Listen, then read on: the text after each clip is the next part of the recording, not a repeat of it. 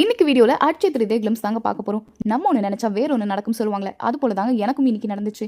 இன்னைக்கு ஆஃபீஸ்ல இருந்து சீக்கிரம் வந்துடலாம், ஒர்க் எல்லாம் பண்ணி முடிச்சிடலாம் பொறுமையாவே அப்படின்னு சொல்லி பெர்மிஷன் அப்ளை பண்ணிட்டு ஆஃபீஸ்ல இருந்து கிளம்பினேன்.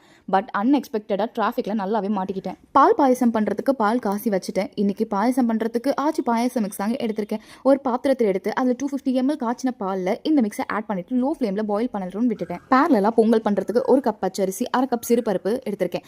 டைம் ஆனதுனால எலக்ட்ரிக் குக்கர்லேயே பொங்கல் பண்ணிடலாம்ட்டு ஊற வச்சிருக்க அரிசி பருப்பு, தேவையான அளவுக்கு உப்பு ஆட் பண்ணிட்டு 4 கப் அளவுக்கு தண்ணி ஆட் பண்ணி குக் ஆகட்டும் விட்டுட்டேன். பொங்கல் ரெடி ஆயிட்டு இருக்க இந்த டைம்ல ஸ்டவ்ல புட்டுக்கு தேவையான அளவுக்கு தண்ணி கொதிக்க வச்சிருந்தேன். தண்ணி கொதிச்சதும் சிகப்பரிசி புட்டு ஆட் பண்ணிட்டு 2 minutes ரெஸ்ட்ல விட்டுட்டேன்.